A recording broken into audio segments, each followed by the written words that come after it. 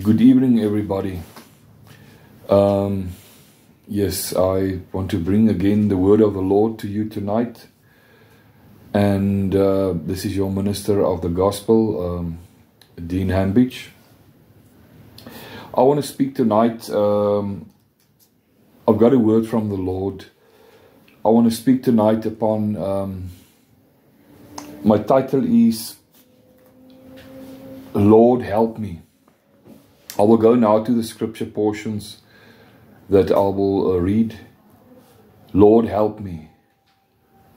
Tonight you are in a situation and you feel that you are on your last strength. You feel you are sinking. Like Peter, you are sinking.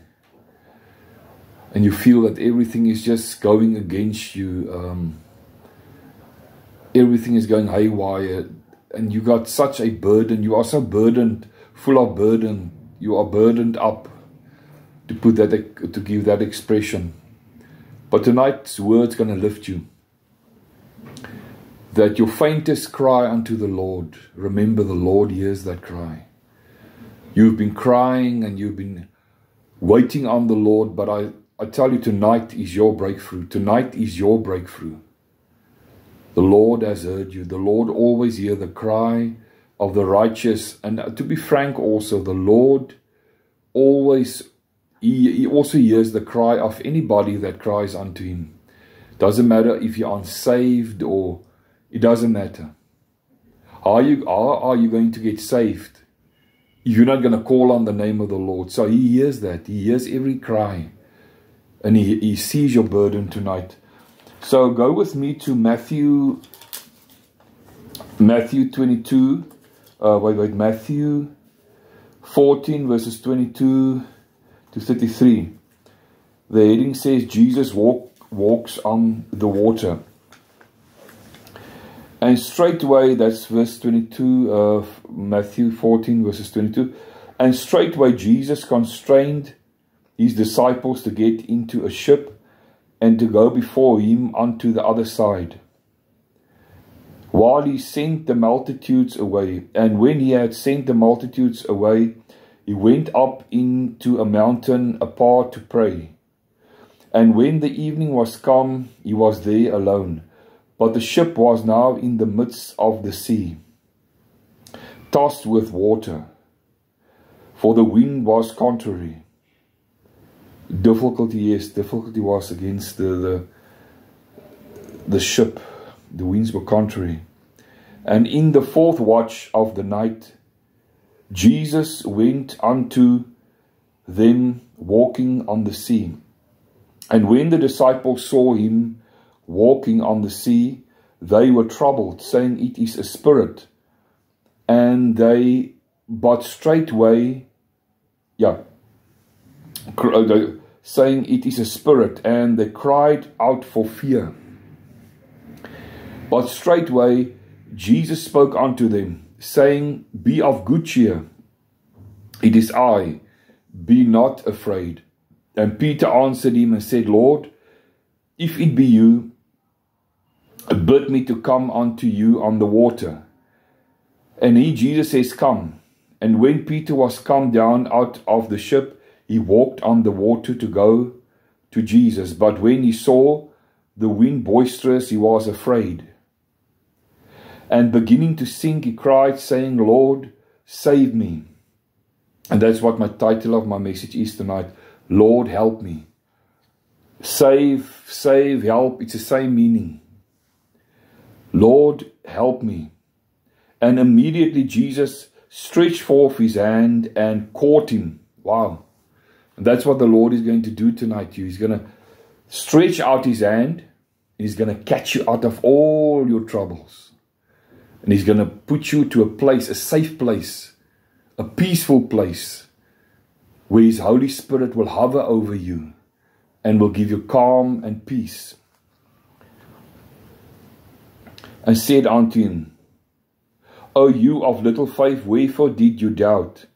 And when they were come into the ship, the wind ceased. Then they who were in the ship came and worshipped Him, saying of truth, you are the Son of God. That's always when God has done a miracle for you. You cannot but just worship Him for what He has done. Troubles we will have. That is for sure. Troubles we will have. I just want to do a prayer tonight. Lord, I pray over this word that you will touch it. The people that's hearing me tonight, that you will give them hope, that you will rescue them out of their circumstances. They've been calling to you to help them out of their circumstances. Reach out tonight, Lord, and bring calm in their heart. Reach out tonight to them and bring calm. Anoint them to hear this word tonight and touch them to receive the miracle tonight in the mighty name of Jesus. So my title is Lord, help me. And I want the scripture, the one that stick out for me is verse 30. It says, but when he saw the wind boisterous, well, he was afraid. That's not Peter. And he began to sink. He cried, Lord, save me. A prayer the Lord will always hear. And if we go to the Old Testament, in the book of Psalms, it says in Psalm 34 verses 17, when the righteous cry for help, the Lord hears and delivers them out of all their troubles. Sometimes the Lord can, in a moment of time, He can solve all your problems. God is good. He's a miracle working God. And it says in Psalm 18 verse 6, in my distress, I called upon the Lord. To my God, I cried for help. From His temple. This is David. In the Psalm 18 verse 6 that wrote this psalm. This David speaking here. In my distress, I called upon the Lord, to my God. I cried for help, for from His temple He heard my voice and my cry. To Him reach His ears. In other words, to Him my prayer, David's prayer came to God's ears. God is not deaf to hear. Many times it is our sin that causes God not to listen to us. But if we are upright of heart, He will listen to our prayers. And I want to say tonight that I was thinking of the worldly signals that there's a SOS. SOS, it's originally the abbreviation SOS was used to communicate a distress signal and via Morse code. SOS was answered was understand to have several meanings, such as save our souls or save our ship. So when a ship is in distress, this signal SOS, they just communicate with us with Morse code, and they come out to help them. Now your little prayer has come to the Lord. You might think, yeah, it's a little prayer. 3 words, Lord, help me. Like you say, SOS. In our earthly terms, when we are struggling on the sea, it means save our souls, save our ship. That's what we are. When we are in distress, we feel our soul is in turmoil. We feel that we're going to drown. We feel we had enough. We're not going to make it. But that's the evil one that says that to us. It's the evil one that wants us to think that God does not care. Even in Job's situation, God cared for him. Although Satan wanted to sift Job, Job still, when he was in this crisis, he cried out, I know that my Redeemer liveth. And that's one assurance that you can have tonight, is that Jesus Christ intercedes for us by the Father. He intercedes for us by the Father. That's enough to make your faith or your heart to be at ease, because you know that Jesus intercedes to you with the Father. And there's also the 911. This determines which is also a call that you can give. In our normal day lives, we can call upon 911. It eliminates, when you call on that, it eliminates the need to determine which emergency response agency to call. The 911 dispatcher, who is trained to route your call to emergency medical, to the law enforcement, and to other agencies, like the police and the ambulance services and so forth, and the fire department. Now, when we call upon Jesus Christ, He is linked to all the resources to help you. And that is the cross. The cross of Calvary has got all the resources in it. Jesus Christ has got all the resources in Him. So He can do anything for you. He can change anything. He can do everything. Jesus said, I am the good shepherd. I am your healer. Jesus Christ can be anything that you want Him to be for you tonight. If you want to you want Him to be your Savior, He can be your Savior. He can save your soul from hell and damnation. If you want Him to be your healer, your doctor, He can be your healer and your doctor. If you want Him to be your provider, He can be it for you. Think of that. That's wonderful. The Lord is there. He made us. He made us. So why won't He look after us?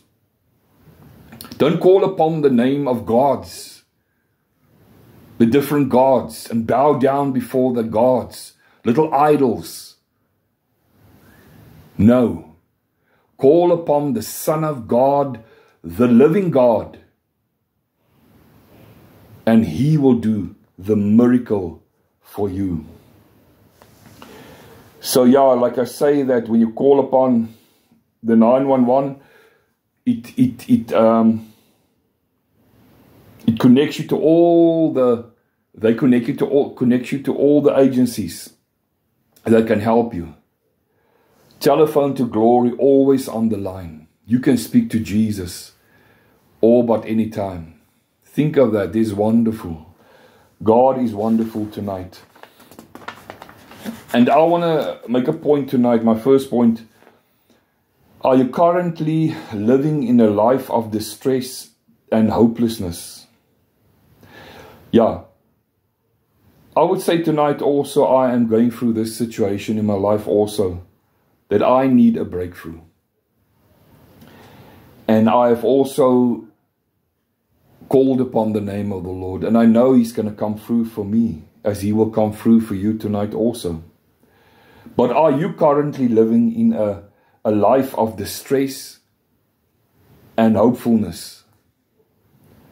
Nothing makes sense. How can it be? How can it be that I'm in this situation? I didn't ask for it. You see, no one asked for it. No person asked for the situations that they are in. It just happens. Life just happens. Things just happen. And many times it's Satan behind this situations in our life. But although you are in that situation, Jesus knew that Peter and his disciples were in distress. And so He walked past them. He knew that they were in distress and they were hopeless against all the waves that is boisterous against them. Now, you must understand, in those days, and it is a legend, that people believed that when they believed it was a ghost that they saw, they didn't know it was Jesus. And they believe that when you're in a storm and you see a ghost, that's what the Jewish tales tell you. What they told to their children and so forth, that when they see a ghost on the sea, it means afterwards your ship will drown and you will just vanish and you will die. But this time it was different. It was not a ghost, it was a real person, the Son of God, concerned about his disciples, concerned about his creatures. God is tonight concerned about you. And so when they saw it was Jesus, so Peter said, if it's you, Lord, command me to come and to walk on the water. So Jesus said, come. And so, but when he saw the wave, he sank. That is why you see your financial burden made you feel you are sinking. Now, it's not just a financial burden. On top of that, your son is in drugs. And it's like you are worried about him, and you are worried about your children that's doing wrong. They got their lifestyles is not biblical. They're in the world. It's just one circumstance after this other circumstance that is just pushing you down, is trampling you down and down and down. But remember, Jesus was in that storm. Jesus was in that storm, and he looked. He was not far from the ship. Jesus is not far from your ship that you think is going to be a wreckage. It's going to utterly and totally be destroyed. But Jesus is waiting for you to take him at his word, and then he will do the miracle. You are currently living in a life of distress, as the disciples were on that ship. Hopeless.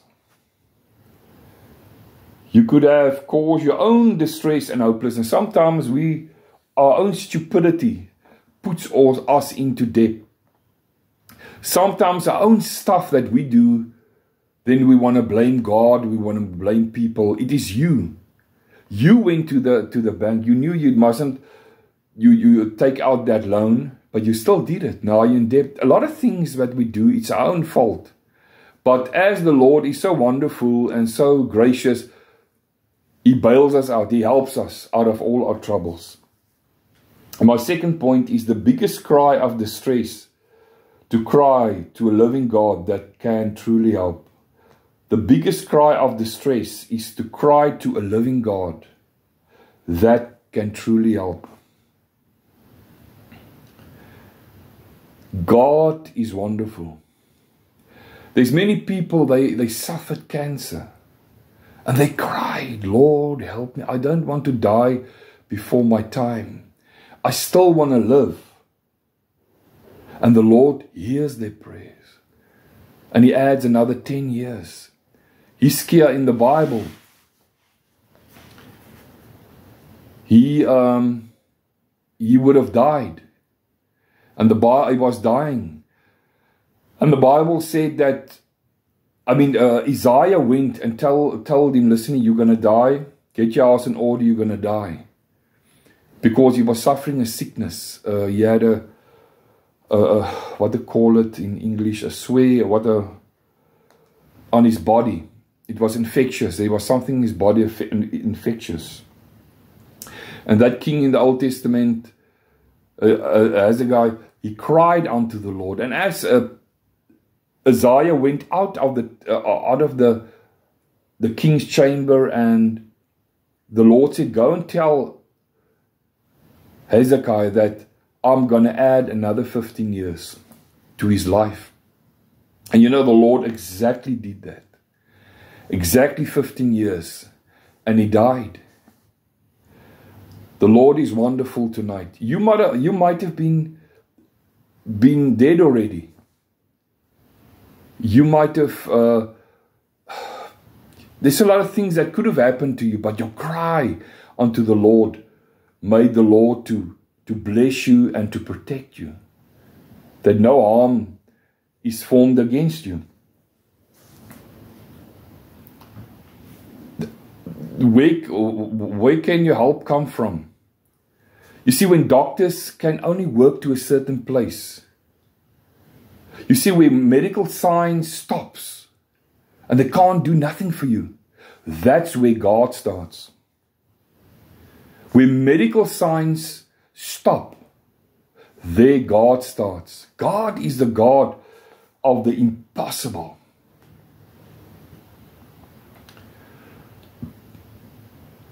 The biggest cry of distress is to cry to a living God that can truly help. He can truly help. It's grace upon grace. Calvary gives us grace upon grace. And I also want to make a point, when you call upon the Lord, He draws near to you in your distress. And He says, fear not, I'm in control. He says in Lamentations 3 verses 57, you draw near in the day that I call upon you. You said, fear not. Like I say, when you call upon the Lord, He draws near in your distress. And He says, fear not, I'm in control. We serve a compassionate God. The New Testament is through, there's a lot of things, a lot of places that Jesus, the blind Bartimaeus, he cried unto Jesus. And His disciples, they tried to silence Bartimaeus. But he cried aloud, louder, Lord, help me. Have compassion on me. And Jesus asked, what can I do for you? And Jesus went and He says, but what can I do for you? And He said, Lord, that I can see. I mean, Bartimaeus, he was a beggar. And he was blind. And suddenly he could see. Jesus touched his eyes. There's a lot of beautiful stories in the Bible about the man who was laying at the pool of Siloam. And every time that he was 38 years, he was lame. But every time someone went before him, and Jesus touched him, He says, take up your bed and walk.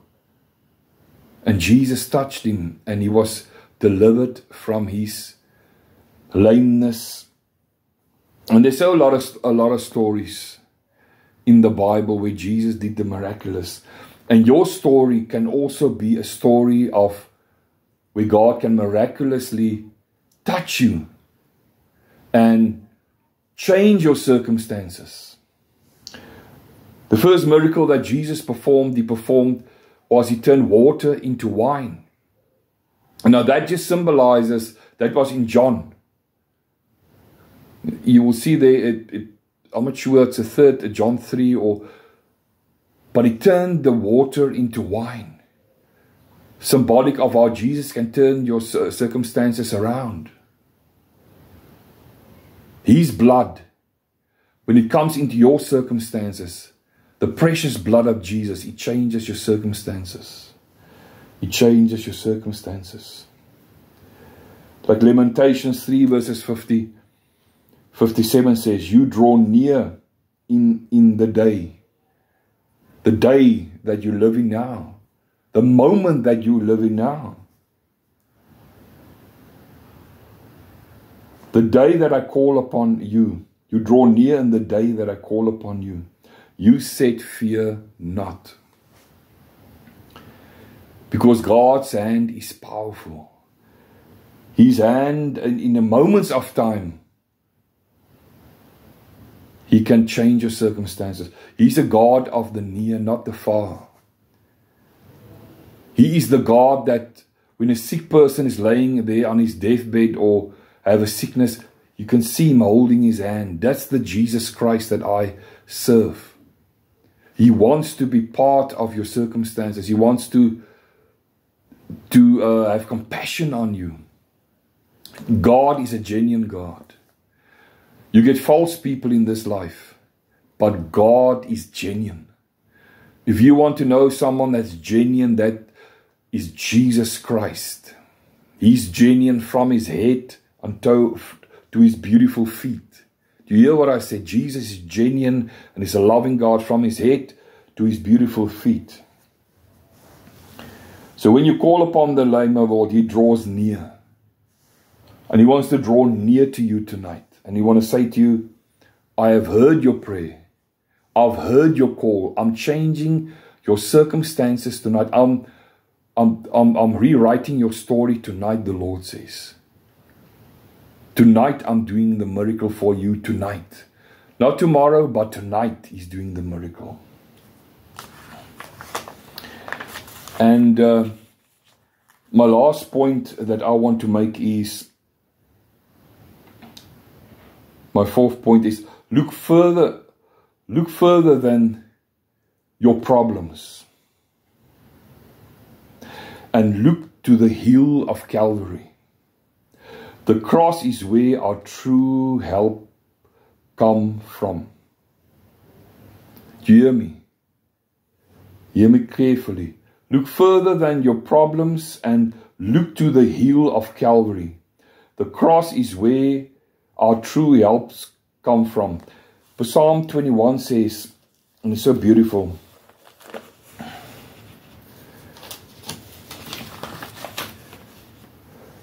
Psalm 121, 1-1. It says, Psalm 121. It says, I will lift up my eyes unto the hills, from whence come my help.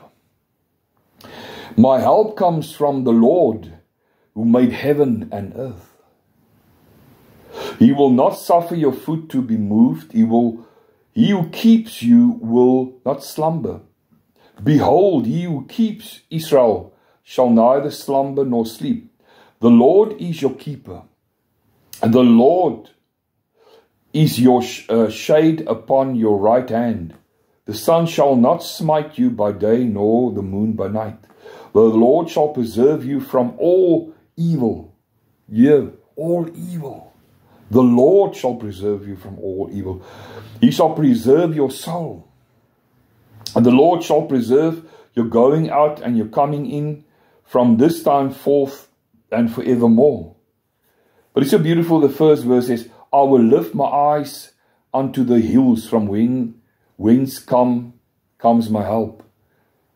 And there David prophetically announced Calvary there. That he saw, while he was in this vision, he saw Calvary. His help. Romans 8 verses 32 says, He who spared not his own son, but delivered him up for us all. All the people that were crying says, Lord, help me. Jesus paid the price. So when you say, Lord, help me, he is there. How shall he not with him also freely give us all things? Remember, when you say, Lord, help, he wants you to realize Jesus is the source and the cross is the means to help you tonight. Remember that. Remember, when you say, Lord, help me, he wants you to realize Jesus is the source and the cross is the means to help you tonight. It says in Romans 8 verse 32, I just want to read it again. He who spared not his own son, but delivered him up for us all, how shall he not with him also freely give us all things? All things, freely can give it to you. When you've said, Lord, help me, he can freely come and do the miracle. But you see, the Bible says, draw on and near unto God, and he will draw near unto you. If you draw near unto God, he will draw near unto you. But you must have faith. You must have faith that he has heard your cry. You must have faith that he's coming down and he's changing your circumstances tonight. And I want to pray to you, for you tonight, that is going through your circumstances, that feels that you are in the ship. Your ship, your own body, your ship. You feel it's drowning. The winds are coming against you. You feel that the waves are hitting against you. And when a wave hits against your ship, it's painful. That ship go, to put it that way, you can feel that. Yeah, that heat of you can feel that the thunder of that wave, and it feels like your ship has really been tattered. Your sails has been tattered, torn. But tonight the Lord is fixing your sails. He's giving you new sails. If there is from your boat that you feel your boat has been broken, there's wood that has been cracked, tonight the Lord is putting that new wood in that ship, that you can sail smoothly. You see, when Jesus came into the ship, that's when there was calm. So you have to allow the Lord tonight and invite Him to come into your circumstances. You must invite Him. And you know, perhaps all these things that is going on around you is also to make you conscious of that the Lord wants your attention, that you can come to Him, that you can serve Him, that you can serve Him tonight. And say, Lord, I just don't want you in my ship. I want you to take over my ship. I want you to steer my ship. Not just temporary peace, but a total peace, Lord. I want you to abide in my ship. And come tonight and do this prayer with me. And I believe the Lord is this prayer is going to be a prayer that the Lord will save your soul and also change your circumstances. Just do this prayer with me. Father, I come to you in the name of Jesus. Just say it afterward. Repeat it with me. And believe it. Father, I come to you in the name of Jesus. Lord, I have cried upon your name. And I ask you tonight to save me from sin. To save me, Lord, from a life of debauchery, of wrong living. Come save my life tonight, Lord. Come live in my heart tonight. I accept you as Lord and Savior in my life tonight. Come change me, Lord. Make me born again tonight by your Holy Spirit. Write my name in the book of life tonight. And Lord, I give you my all, and I want to serve you tonight in the mighty name of Jesus. Lord, as people are watching, I pray tonight you will change their circumstances. You will bless them tonight. I break every curse, and I speak tonight life over your circumstances. I speak that the Lord is coming now near your ship. He's climbing into your ship. And He is hearing your prayer, that simple prayer of, Lord, help me. He is there tonight. Jesus is there where you sit right now.